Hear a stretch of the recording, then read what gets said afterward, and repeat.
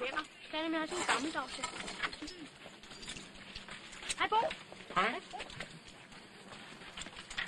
Ej, lave. Jeg er skide med, du.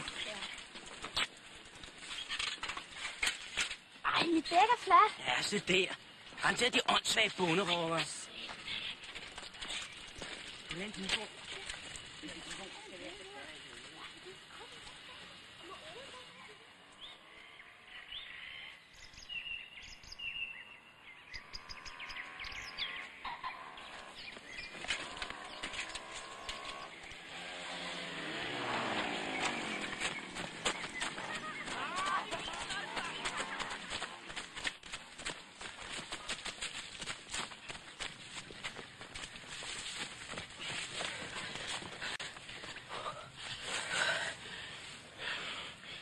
Jeg tror, vi slår fra dem.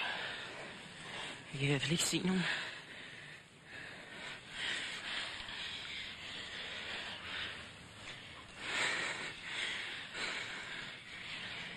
Bo. Ja? Jeg synes, det var fjollet dengang. Hvad for noget? Dengang nede i badeværelset. Det er helt i orden. Jeg blev smadret for skrækket. Jeg troede, det var en af lægerne, der kom. Jeg synes, det er helt i orden, hvis man er sammen på en pige og dreng. Sidste sommer, ikke? Der var jeg sammen med en dreng, jeg kom til at holde meget af.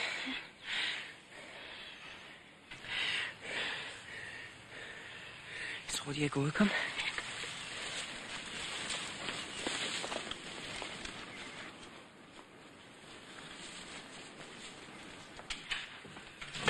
Forstanderen har lige været over. I skal altså i seng.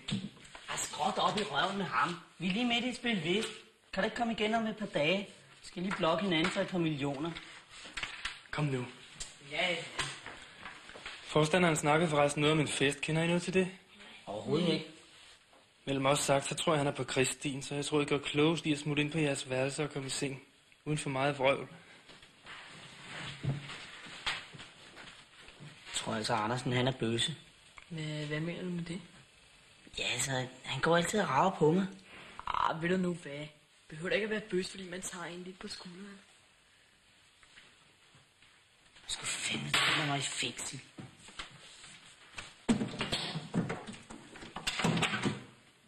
Kan I så se at komme i seng alle sammen? Ellers kommer en stor stykke forstander og råber bøge efter jer.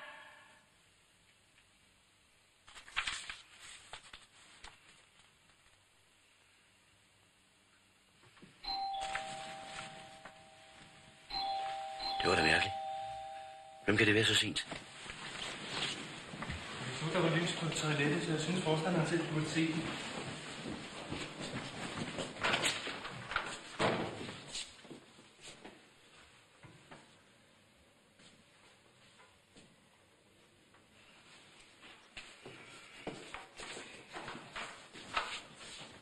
Vil de sørge for, at alle elever stiller i gymnastiksalen omgående? Jamen, klokken er næsten 11:30. Er det ikke bedre, hvis... Omgående! Men jeg skulle altså opleve og se det svineri en gang til. Denne gang i badeværelset. Jeg er glad for, at Andersen havde øjnene med sig og rapporterede det til mig straks. Men det er sandelig også det eneste, jeg er glad for i denne sag. Jeg advarede jer forrige gang, men denne gang kan jeg ikke se gennem fingre med, hvad der er sket. Jeg må bede de skyldige melde sig straks.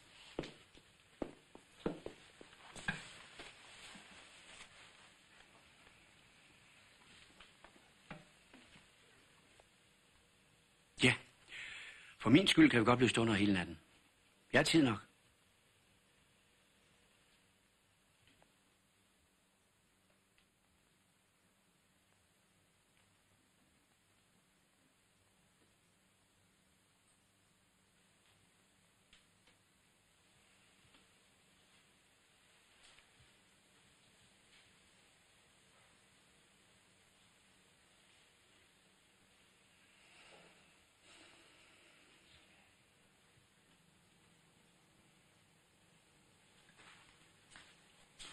De kan ikke for alvor mene, at vi skal bortvise Ole.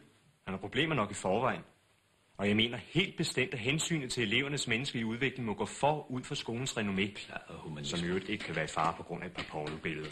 Et par pornobilleder? Før vi ser som hele skolen fyldt med pornobilleder. Jeg ved udmærket godt, at de ikke synes, at vi skal have den sportshal. Det har intet med bortvisende Ole at gøre. Var det dem eller mig, der viste kommissionen rundt? Jeg ved udmærket, hvad jeg foretager mig, hr. Carstensen. Ikke hvis de bortviser Ole. Vi kan ikke lade os tyrannisere den valg. Vi må statuere et eksempel. Tænk, hvis alle børnene gik rundt og klistrede porno op hvor som helst. Jamen, det var jo netop ikke hvor som helst. Det var først på værelset, som skal og må være elevernes private område. Og så siden i baderummet. Ja, efter et forbud, fru Mortensen. Glem ikke det. Nej, jeg er tilbøjelig til at give forstanderen ret. Vi må ikke være for eftergivende. Vi må også tænke på de elever, som ikke er vant til den slags. Børn fra kristne hjem, som føler deres blufærdighed krænket. Sikke noget vrøvl. I vore dage er børn vant til billeder af nøgne piger. Der er masser af dem i aviserne. Og så vidt jeg husker, hr. Justesen, så læser de selv Ekstrabladet. Bestemt ikke for at kigge på nøgne damer, hr. Carstensen. Altså, Justesen, der er ingen, der siger, at de sidder og studerer nøgne damer. Der blev sagt, at børnene var vant til at se på den slags billeder, og ikke følte, at deres blufærdighed bliver krænket. Andersen, hvad er deres mening? Ja, jeg synes godt nok, det var forkert af børnene. De var jo blevet advaret. Jeg synes ikke, sagen skal gå upagtet hen, men kunne man ikke give dem en kraftig advarsel og så snakke med forældrene? Nej, Andersen, de kender forældrene, de er ikke et hak bedre end børnene. Vi må være principfaste. Jeg beder jer forstå, at vi står stærkere for et bedre arbejdsklima, hvis vi er enige. Men så lad os være enige om ikke at bortvise ham. Som et frækhed. Ja, så er der jo ikke andet for, at vi må skride til afstemning. Hvem stemmer for, at Ole skal bortvises? Mener de, at jeg er smidt ud af skolen? Kald det, hvad du vil. Jamen, skoleåret er jo næsten slut. Det skulle du have tænkt på noget før. Jeg skal sørge for, at dine forældre får besked i aften. Rend mig i røven. Idiot.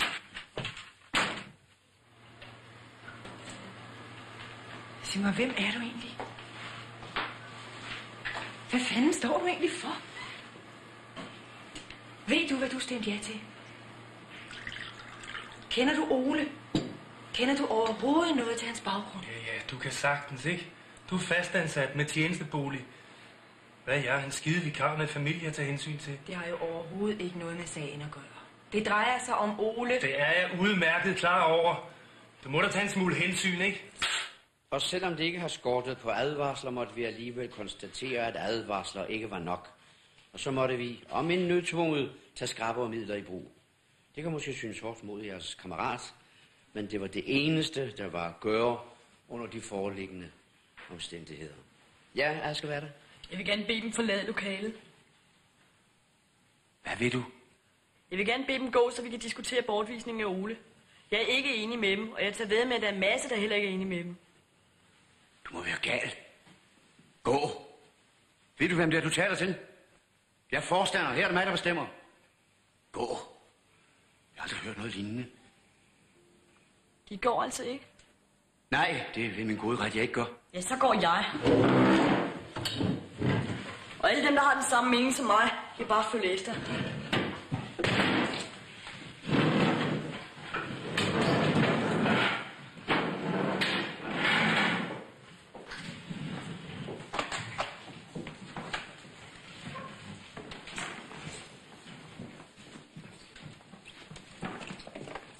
Og dem, der tør have en mening, kan bare komme.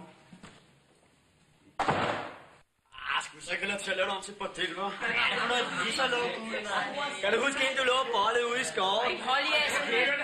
Gider ikke lige holde jeres kæt? Hvor får vi så den maling fra? Og pengene, hvordan skaffer vi dem? Dem skal jeg nok ordne på en eller anden måde. Hvad fanden skal du her? Jeg synes lige, at jeg vil fortælle jer, at jeg støtter jeres aktion. Og hvis der er noget, jeg kan hjælpe jer med, så må jeg altså endelig sige.